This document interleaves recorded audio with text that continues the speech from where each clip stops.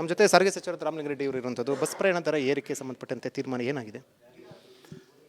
ನಮ್ಮ 4 ಕಾರ್ಪೊರೇಷನ್ನ ಬೋರ್ಡುಗಳು ಅಧ್ಯಕ್ಷರು ಅವರೆಲ್ಲ ಕೂಡ ಮೀಟಿಂಗ್ ಮಾಡಿ ಸುಮಾರು 5-6 ತಿಂಗಳು ಮುಂಚೆನೇ ಬೆಲೆ ಏರಿಕೆ ಮಾಡಬೇಕು.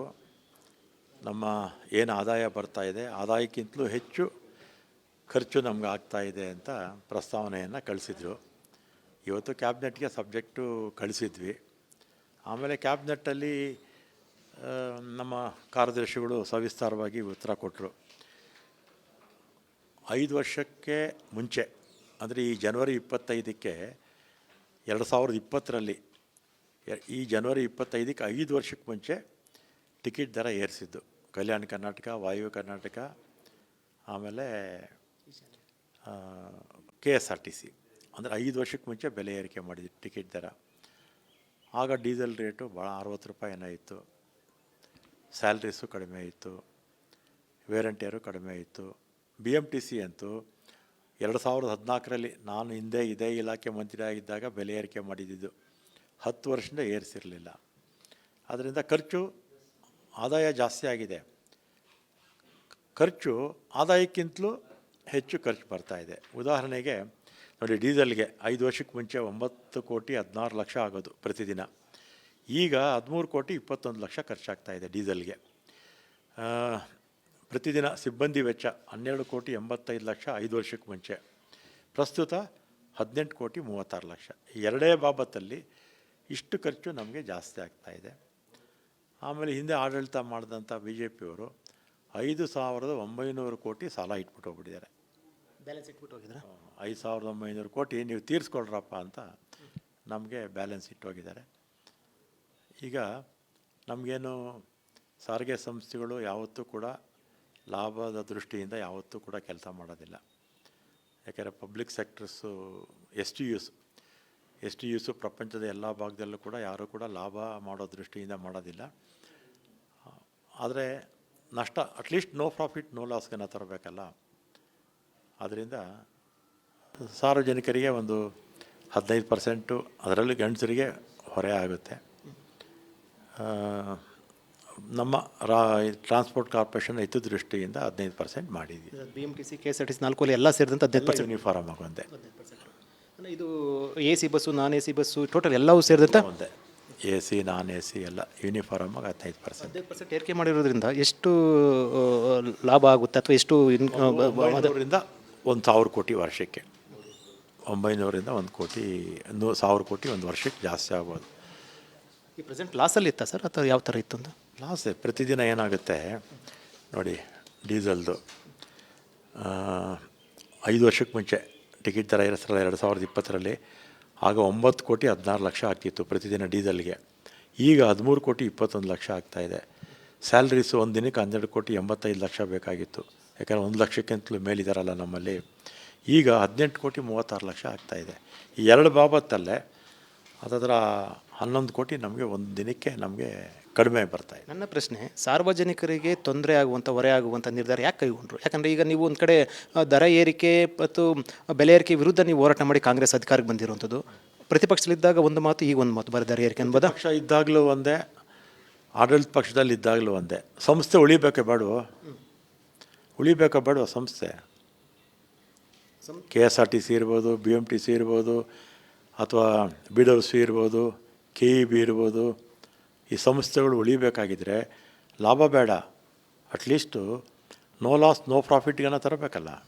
ಗ್ಯಾರಂಟಿ ಯೋಜನೆಗಳಿಂದ ಹೊರೆ ಆಯ್ತಾ ಸರ್ಕಾರಕ್ಕೆ? ಅದೇ ಯಾಕಂದ್ರೆ ಫ್ರೀ ನಿಮ್ಮ ನಾರಿ ಶಕ್ತಿ ಯೋಜನೆ ಹೊರೆ ಆಯ್ತಾ ಸರ್ಕಾರ? ಯೋಜನೆಗೂ ಇದಕ್ಕೂ ಯಾವ ಸಂಬಂಧನೂ ಇಲ್ಲ. ಗ್ಯಾರಂಟಿ ಯೋಜನೆಯಿಂದ ನಮಗೆ ಆರ್ಥಿಕವಾಗಿ ನಮಗೆ ಹೆಚ್ಚು ಬಲ ಬಂದಿದೆ.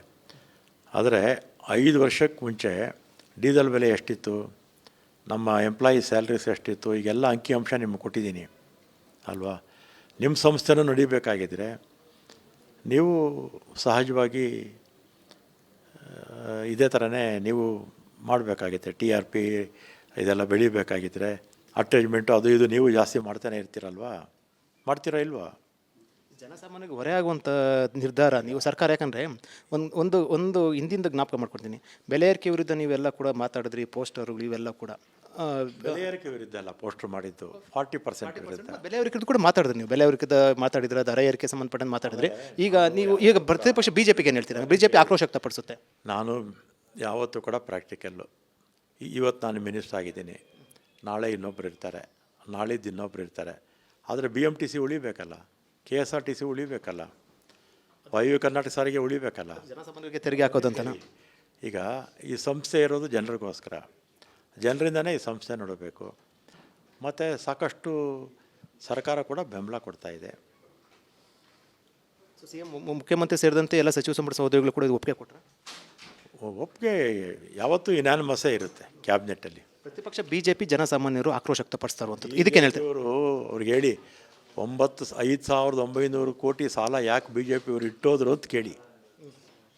ಸರ್, ಜನಸಾಮಾನ್ಯರು ನಾವು ರಿಯಾಕ್ಷನ್ ತಗೊಂಡು ನೀವು ಜನಸಾಮಾನ್ಯರು ರಿಯಾಕ್ಷನ್ ತೊಗೊಂಡಾಗ ಅವರು ಕೂಡ ಆಕ್ರೋಶ ವ್ಯಕ್ತಪಡಿಸಿ. ಈಗಾಗಲೇ ಬೆಲೆ ದರಕ್ಕೆ ಏರಿಕೆ, ಪೆಟ್ರೋಲ್ ಡೀಸೆಲ್ ಜಾಸ್ತಿ ಆಯಿತು ಸರ್ಕಾರದಲ್ಲಿ, ಮುದ್ರಾಂಕ ಶುಲ್ಕ ಜಾಸ್ತಿ ಆಯಿತು, ಈಗ ಬಸ್ ದರ ಏರಿಕೆ.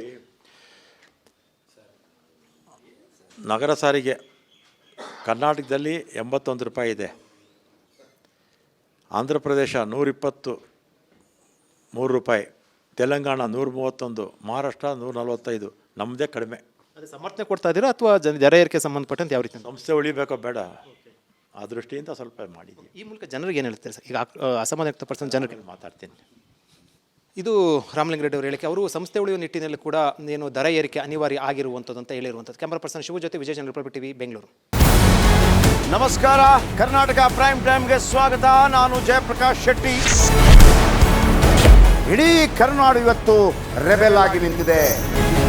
ಈ ಹಗರಣಗಳನ್ನು ಸದನದಲ್ಲಿ ಪ್ರಸ್ತಾಪ ಮಾಡಲು ಕೂಡ ಕಾಂಗ್ರೆಸ್ ಹಿಂದೇಟು ಹಾಕಿದ್ದೇಕೆ? ನಿಮ್ಗೆ ಸಂಬಳ ಅದಕ್ಕೆ, ನಿಮಗೆ ವಾಹನ ಅದಕ್ಕೆ, ನಿಮಗೆ ವೆಪನ್ ಅದಕ್ಕೆ, ನೀವು ಅದನ್ನು ಸೆರೆ ಹಿಡಿಬೇಕಾಗಿತ್ತು. ನೀವು ವಿದ್ಯುತ್ ಬರ ಇದೆ ಅಂತ ಹೇಳ್ತಾ ಇದ್ದೀರಿ, ಎಲ್ಲಿ ಬರ ಇದೆ ನೀವು ಹೇಳಬೇಕು. ಪಾಕಿಸ್ತಾನ್ ಆಕ್ಯುಪೈಡ್ ಕಾಶ್ಮೀರ್ ಅದು ಎಂದೆಂದಿಗೂ ನಮ್ಮದು. 40 ಮೆಷಿನ್ಗಳು ತಂದಿತ್ತು ನೋಟ್ ಎಣಿಸುವುದಕ್ಕೆ, ಅದೇ ಹಾಳಾಯಿತು. ಮಥುರಾದ ಗಲಾಟೆ ಇದೆಯಲ್ಲ, ಅದು ಸ್ಥಳೀಯವಾಗಿ ಕೂತು ಪರಿಹರಿಸಬಹುದಾದಂಥ ಕಾನೂನಿದೆ. ಗ್ಯಾರಂಟಿ ಯೋಜನೆಯಿಂದ ನಷ್ಟ ಆಗಿದೆ, ಲಾಭ ಆಗಿದೆ, ದಯವಿಟ್ಟು ಹೇಳಿ. Dawood Ibrahim most wanted criminal ಯಾವಾಗಾದ ಅಂದರೆ ಇಲ್ಲಿ ತನಕ ಭಾರತ ದೇಶದಲ್ಲಿ ಓರ್ವ ದಲಿತ ಪ್ರಧಾನಿಯಾದಂಥ ಇತಿಹಾಸವೇ ಇಲ್ಲ.